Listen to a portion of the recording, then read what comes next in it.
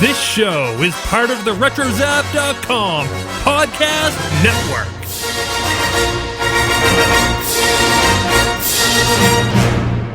Now be prepared to feel the full wrath of Starship Sabers and Scoundrels Holiday Special. Hey, Scoundrels, welcome back to the show that says, work is hard, but it's good to take some time off too.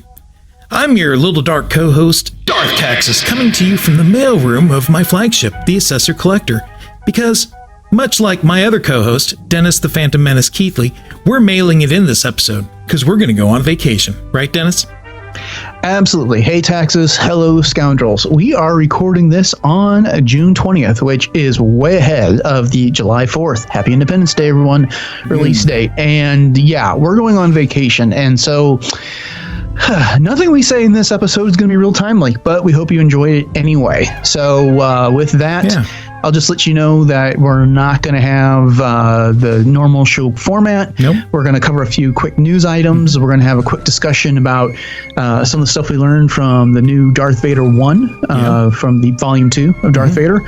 And then we've got a little bit of feedback to cover. So with that, let's get to our news. And it's going to be fun. They can play along at home and see if any of our predictions come true in a few weeks.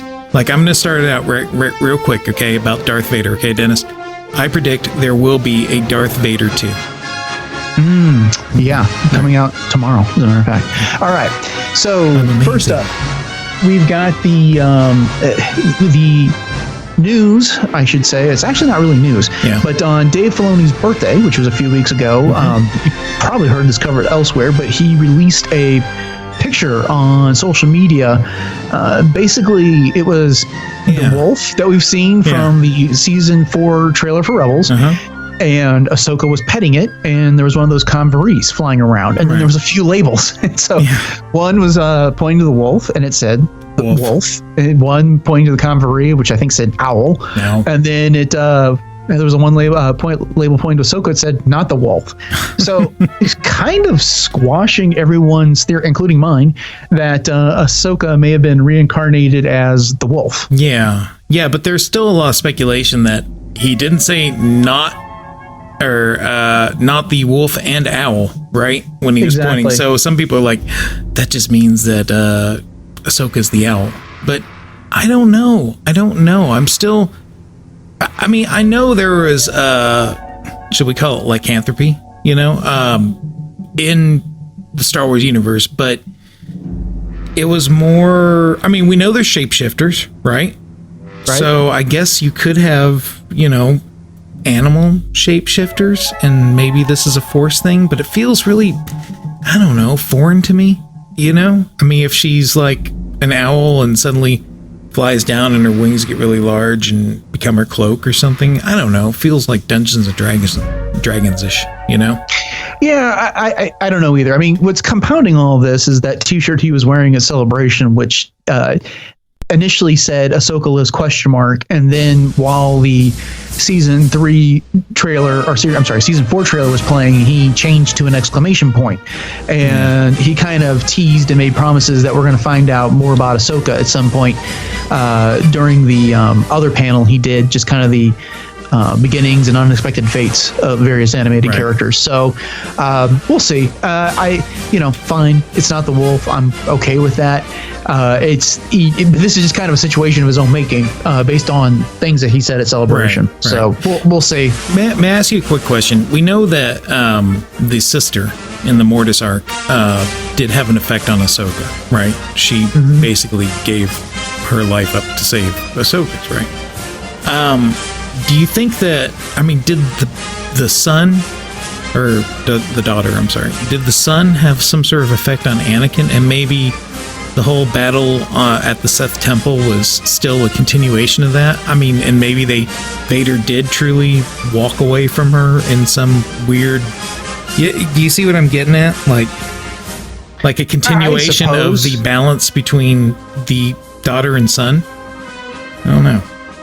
I don't know. I'm trying to remember if there was anything. I know Joe just went through the Mortis arc, and I don't remember if the son had some sort of "Aha, Anakin, now I am in your heart" kind of thing, I suppose. I don't know. I think Alan Voivod was just covering the Mortis arc recently on Star Wars 7x7. Yeah. And made mention, he played some of the clips from the show, and the one with Qui-Gon and Obi-Wan talking, and they were making mention about whether or not he's the chosen one, how that kind of came up before even any of this happened. Yeah. I don't know that this. I think Anakin is Anakin. Maybe the brother there pushed him towards the dark a little bit more, or had some sort of influence over him. Yeah. I'm not so certain it was really a fight between the brother and the sister there on that temple in Malachor via their mortal coil. Yeah. Yeah, I don't know. I think at this point, I prefer to think of Anakin at that stage in his life. His hate, his grief, his anger are all that he's got left. Yeah. And he attaches that to Palpatine, and that's what fuels him. And I remember Dave saying in some places that, and maybe Pablo as well, that he doesn't like himself, and he doesn't like and so this is just kind of how he's in a way sometimes punishing himself, I guess, and this is how he's going. But so anyway, back to this picture of Ahsoka. I kind of liked it. It was I wouldn't have mind if the wolf was somehow a reincarnation of Ahsoka, but I'm fine with it not being.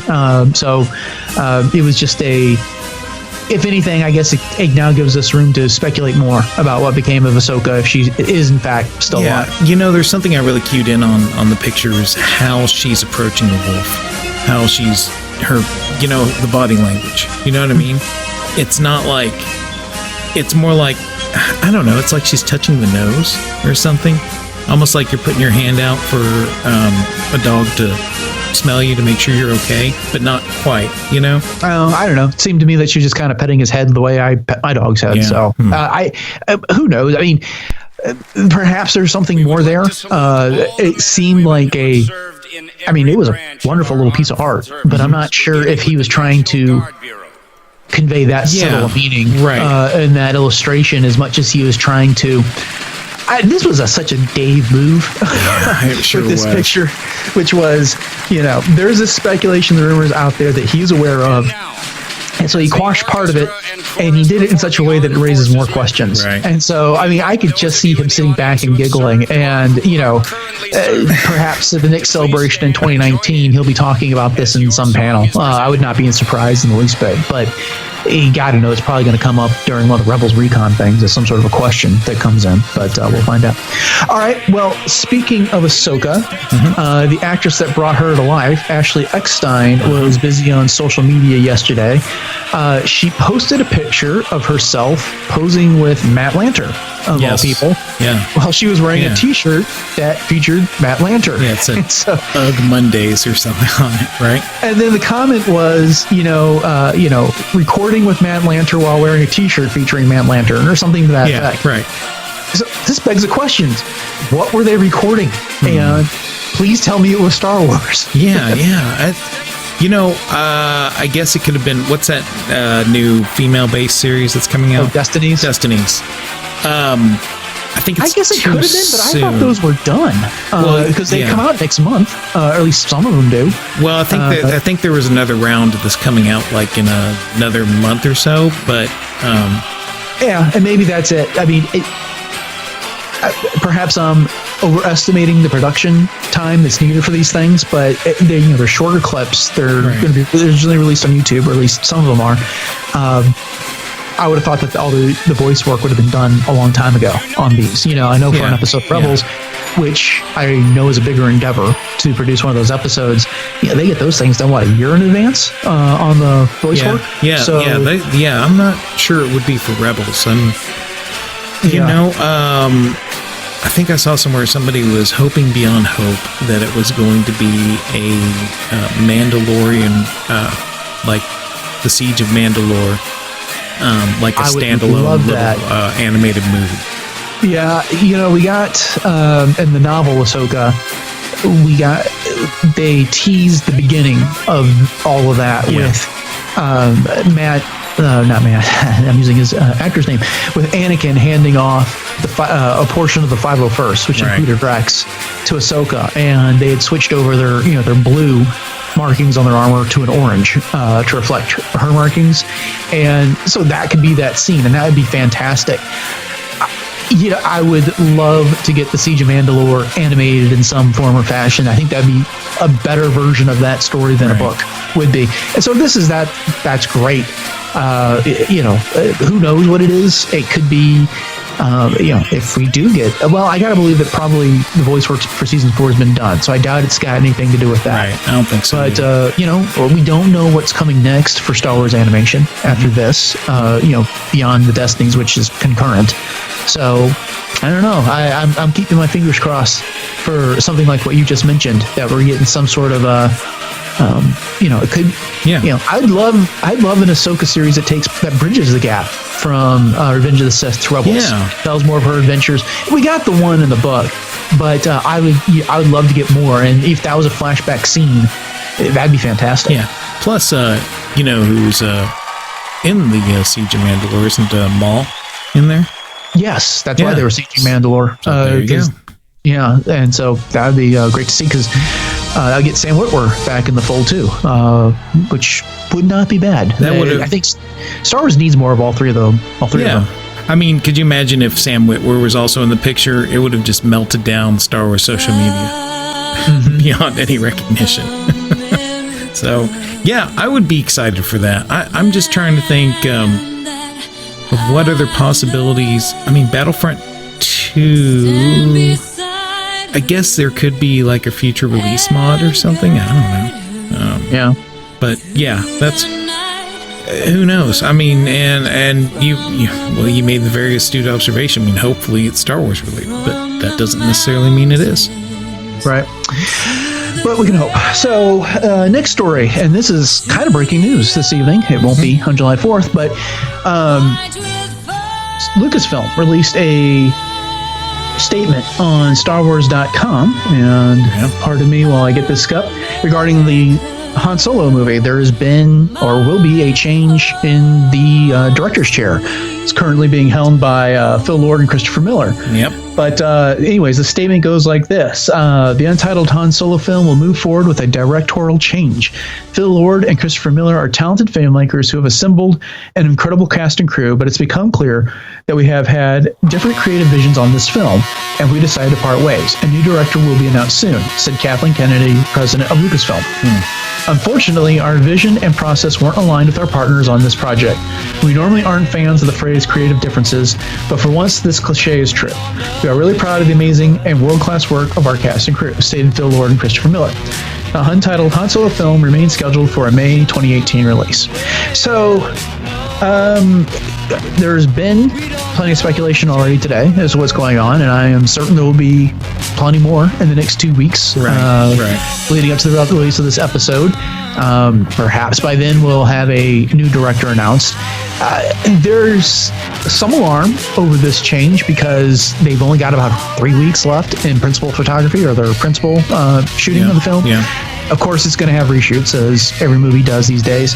But it now sounds like if they weren't happy with the direction of this, then we're kind of getting a Rogue One situation where the movie wasn't where they wanted last spring. And so they brought in Tony Gilroy to do some rewrites with some new dialogue. As we saw between early teasers and trailers and the final product, plenty of new scenes or different interpretations of scenes. So that seems like what we're going to get here. You concerned at all? No, not really. I feel like that. Kathleen Kennedy's at the helm, right? And there's been article after article and love fest about how awesome she is, and all the fans love what she's doing with Star Wars, and yay, thank you for having her in charge of everything. Now all of a sudden, everybody's gonna hit the brakes, and say, whoa, disaster looms. Well, obviously something was happening to where Kathleen Kennedy said, this isn't feeling like the direction that this movie should be taking, and to me it sounds like I mean, both parties had statements that have been released, right? Exactly. And they're not what's the word? They're not aggressive, but you know what I mean? They're not malicious. They're not it doesn't sound like anybody's really having a spat. You know what I mean? It just really sounds like it was kind of an amicable decision. And that makes me feel like, okay, things are okay, you know, still, you know? Right. You know, the thing is that I understand the point that some people are making, which is, you know, it sounds like now for two movies, you know, for both standalone movies, you took a risk with your directorial choice and it didn't pay off, and you know you should have got this right from the get-go, or how could you get this far into the process and now just realize that you know you've got problems, that your visions aren't lining up and that something different needs to be done. Fair enough, fair criticism, I suppose. It ultimately doesn't matter to someone like me as long as I get a good final product. Right. So, at any rate, you know, there's plenty of good choices that they could do out there. You know, I just saw Tony Gilroy did a good job cleaning up Rogue One. Yeah. I presume he did. I can't distinguish between what he did and Gareth Edwards did necessarily, you know, with absolute certainty. You know, I've heard calls for Dave Filoni. I've heard calls for J.J. Abrams. Lawrence Kasdan's on this project. You know, he could step in and do some work. So, right. You know, there's plenty of opportunities. You know, and you know, people who have not worked in Star Wars at all, like you know, Lord Miller had not. You could come in and you know, we've got plenty of hot directors that have emerged this year, from Patty Jenkins to. You know, I'm sorry, his name escapes me, that did Guardians of the Galaxy. But you know, there's plenty of opportunities. I'm kind of hesitant to burn. You and I were talking about this before we start recording. If you're going to bring in one of them, I'd rather give them a project from the ground up. I don't want them to take over someone else's movie. I don't want to use their talent on that. You know, there's a new standalone that I'm hoping will be announced at D23. Yeah. Let's attach one of those directors to that and get their vision there, hopefully with a better understanding from day one of what's going on, with you know more input from the story group. Sure. And everyone at Kathleen Kennedy and whoever else needs to be involved with that process, so that we're not losing this. So you know, at the end of the day, I just want a good Star Wars movie, and I am glad that if this was not meeting the standards, then they are taking that corrective action now. Yeah. You know, it's almost like I wouldn't mind the formula of bringing somebody who's, you know, new and hungry and has all sorts of vision and bring some freshness to the Star Wars universe. But let's tamp it down a little bit with somebody who kind of understands the totality of the story. You know what I mean? And I don't know, maybe that's going to be the formula from here on out. You know, you bring in new directors to do all the principal shooting, and then you bring in somebody kind of on the backside, like you were saying, and just, hey, okay, now that I'm looking at this doesn't really work. What if we try and tweaked it here and tweaked it there, you know? You still get that principal vision, but then it's kind of molded into kind of fit the, you know, haven't we talked about, does it feel like Star Wars? You know? Sure. And I think that's the thing. I mean, if it doesn't feel like Star Wars, then people are going to be like, you know, I mean, if it's 48 hours in space, then I don't know. Well, here's the thing. You know, I've only seen parts of 21 Jump Street, but I've seen the Lego movie several times. Yeah. And there's a difference between Lord and Miller's comedy in those movies versus the comedy we were just discussing in our last episode, right. Which is, you know, it's a bit more of a subtle humor with well inserted one-timers from Han Solo. You know, him ad-libbing at the detention center on the Death Star, or the comments that he makes aboard the Millennium Falcon to 3PO and R2 while they're playing chess with Chewbacca, and the dialogue that he has with Princess Leia in Empire Strikes Back, and even his interaction with C-3PO. There's a bit of a difference there. Yeah. And while I'm not quite sure how to characterize Lord and Miller's because beyond it's a bit more upfront, I suppose. The comedy is a bit more of a focus in their movies than it is in Star Wars. So again, this is just speculation, and I don't want to say too much because I don't know the backstory to all of this, and maybe someday we'll get it. I don't think it'll be anytime soon. You know, their style kind of reminds me of like Airplane meets American Pie. You know what I mean? Sure. Those kind of, it's like kind of a more modern kind of situational comedy setup, yet with some of the slapstick kind of elements of it as well, And Right. and I don't know, I mean, what boils down to, we know Star Wars is a talking sport, and we love to speculate about it. And sure, just don't throw the baby out with the bathwater just yet. Just let's, keep calm heads and just see how things happen and not freak out too bad out there, Exactly.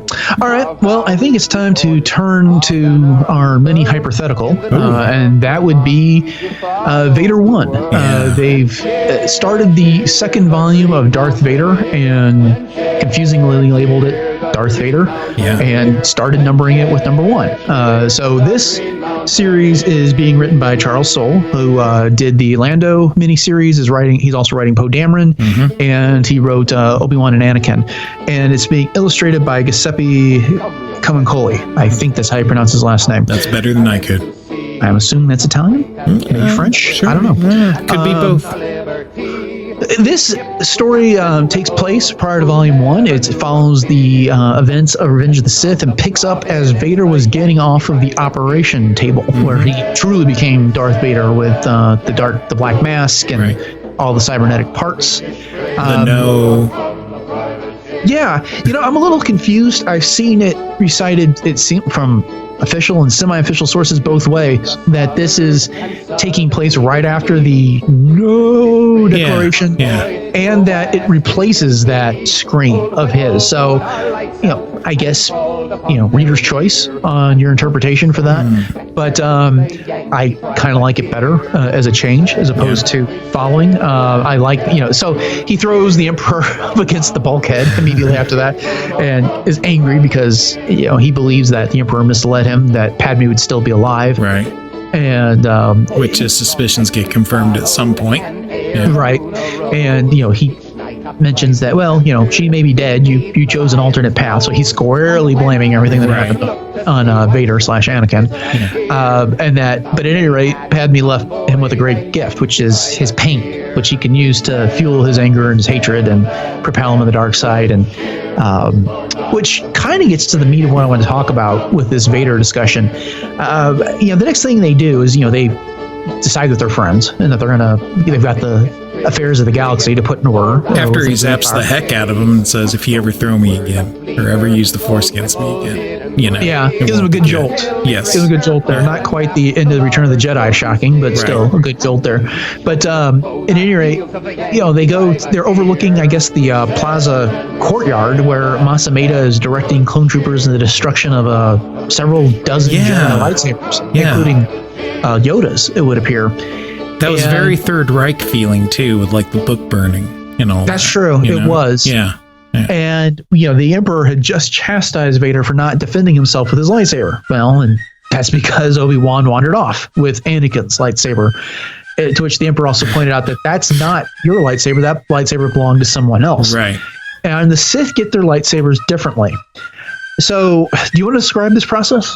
Yeah. So it's a little bit different than the Jedi. The Jedi go out and they go into... I think it's a lot different than the Jedi. Yeah, I guess you're right. They go into the cave and they find the crystal that calls to them. And according to the Emperor, the Sith don't just receive their crystals. They have to seize the crystal from someone. They have to take it. And they have to turn it, of course, to their own, which is now we know is like a bleeding process, which turns the saber red, which is why all the Darksiders have red sabers. I don't know how to feel about this because now, granted, it's old lore, but I always liked the concept of there being an actual naturally occurring red crystal. Well, in Legends, wasn't it a synthetic crystal for the Sith? Yeah, they would make a synthetic crystal, but I believe that there was some story to where Vader had a naturally red occurring dark side crystal as his saber. That escapes me. I'm not familiar with that one. I can't remember where I saw that, but I just seem to remember that. But this is cool. I mean, because it's setting up a good storyline. Because he doesn't have a lightsaber. So yeah, I want to add just a couple details to what you described. Oh, there. sure. One, this process first was described in the Ahsoka novel, right? And I'll get to that in just a second. But Palpatine explains to Vader that the Sith aren't given their crystals; they seize their crystals, which you mentioned, and they take a Jedi's crystal, which is alive. The Kyber Crystal is a living thing, and they pour all their pain and anguish into the crystal until the crystal can't take it anymore, and it essentially cracks. Well, not literally cracks, but it cracks, and it reflects their pain and their agony, and it produces that crimson, that beautiful crimson blade. I think is how he described it. And okay, and that's interesting. We saw in the Ahsoka novel, she rescued 2 Sith crystals from an Inquisitor, and I guess healed them, which turned them back from red to white. They called to her. She, when she decided that she was going to kind of embrace the Force user lifestyle again, she needed lightsabers, and these called to her, and so she rescued them from an Inquisitor, and that's how she got her white ones. Right. Here's the part that kind of puzzled me, and I mentioned this in the review that I wrote on RetroZap. So the Sith aren't given their crystals; they have to earn them, and and Sidious was alluding to the fact that maybe you had to take them, you had to seize them from a Jedi, right? Which is all good and well from Darth Vader. Which it's more difficult now because there aren't as many Jedi around. So he's going to have to go find a Jedi, which Sidious drops him off on a planet to do that very thing. But what does that mean for Darth Maul and Count Dooku? Exactly. The whole point of the Darth Maul comic that we're seeing. I've been reading recently, and we're 3 issues into it, is that he finds a Jedi apprentice because he wants to fight a Jedi. He wants to test himself against a Jedi. He's tired of fighting Rathtars and their like. He wants to fight someone that he's supposed to be. He's put in this galaxy to fight, and so he tracks down this Padawan. And okay, so good enough. So how did he get his? I mean, because apparently he's never fought a Jedi before, this Padawan that he's tracked down. Boy, that's a good point. And then Count Dooku. What did he do to get his crystal? Right. I'm assuming it was not sufficient for him to bleed his own Kyber crystal from his old lightsaber. If it wouldn't have been sufficient for Anakin or Vader to do so to Anakin's. I mean, granted, he didn't have his, but did Dooku murder some Jedi that we don't know about? Did that have something to do with Sifo Dyas? Maybe it did. So that's just kind of. So I've been curious about that. I mean, maybe I'm making much ado about nothing. No, that's a good point. So unless this was just a test that the Emperor devised for Vader under the unique circumstances, like I said, maybe I'm making much ado about nothing. But it just struck me that I'm not so certain we can count on this being a mandate of the Sith. Yes. Because, if for one thing, that would cause serious problems for the Rule of Two going back generations. It would risk unnecessary exposure of the Sith as they're trying to remain in secret until they're powerful enough to confront the Jedi. That they constantly had to go out and find a Jedi to murder and take their Kyber crystal and bleed it. It could be arranged, and maybe that's part of it, but if it goes wrong, it has potential to go terribly wrong and doom the Sith Order. So I don't know. I'm kind of interested to see if there's any more about this in the mythology that they develop. And see, this is why I'm really, I know it's not canon, but our discussion of Darth Bane, he's come to the realization that they have to operate in secrecy, and hide themselves from the Jedi. Never, you know what I mean? And and you're right. This just runs the extreme risk, almost a needless risk, to expose yourself, because if they figure out you're there, then they're using all their power that they can to find out who you are and where you are to stop it. And just to be clear, I mean, with Vader going after a Kyber Crystal at this point, it's a different era. The Sith have conquered the galaxy, and so they don't need to worry about the secrecy. They can murder Jedi with impunity at this point if they want to. And he's got to hunt down and murder Jedi, right? But it does create problems for the past. So anyway, I'm not going to spend a lot of time trying to find out an answer to this one, but I'll be interested to see if this is ever addressed anywhere else. Well, Starship Sabers and Scoundrels canon, I actually got my crystal out of a Cracker Jack box. And that seems very appropriate for you. All right. Well, I think that'll do it for our Vader conversation. We have a mini episode. You want to say it? Sure. Silence, fools! Exactly. So it's early, but having just released episode 31 today, we do have a little bit of feedback about our top 10 humor moments. The ever-reliable Hassan Scarborough at Ronin Boba chimed in, and his favorite humorous moment was the scene of Han, Finn, Rey, and BB-8 going in the castle, and Maul's called out, Han Solo! Then Han replied saying, hey, Maz! Or did he say Maz or Maz? I can't remember what. Harrison Ford had an interesting pronunciation of it. They're always messing that up. So thanks, Hassan. We always count on you to fill in.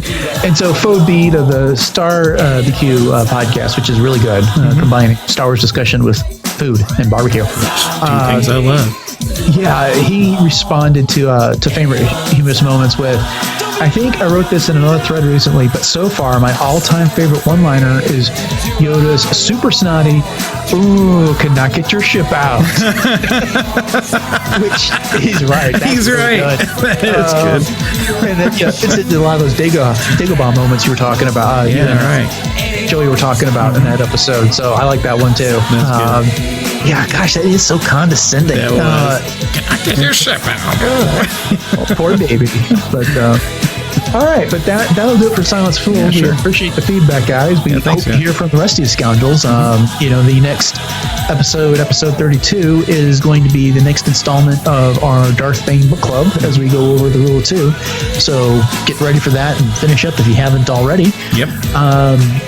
You can always find us on social media. On Twitter, we are at SQPod. Darth Taxus is at Darth Taxus, and I am at DJKVER2. Of course, we'd appreciate a review anywhere that listen to your podcasts. iTunes is the best. I think they're slowly but surely turning that into Apple Podcasts. And of course, we are part of the Retros App Podcast Network, and so make sure you check out all the shows there. And there's plenty of good columns. There's so many shows there. It'll choke a sarlacc. There you go. Indeed. Oh, and you and I had the opportunity to individually guest host on Less Than 12 Parsecs. Yes, and those should be airing this week as well. So be on the lookout for that. Tim is also taking vacation, so we helped him out with a couple guest spots. So we're not all going to the same place. I'm just going to say that. That is true. We are vacationing, but separately. Or at least with our families. Indeed. All right. Well, again, thanks for listening, Scoundrels. You got any final words, Taxus? See ya. Wouldn't want to be ya. All right. Hand me my sunglasses and suntan lotion. We're on vacation. Thanks for listening to episode 32 of Starship Sabers and Scoundrels. May the Force be with you. We'll catch up with you next time.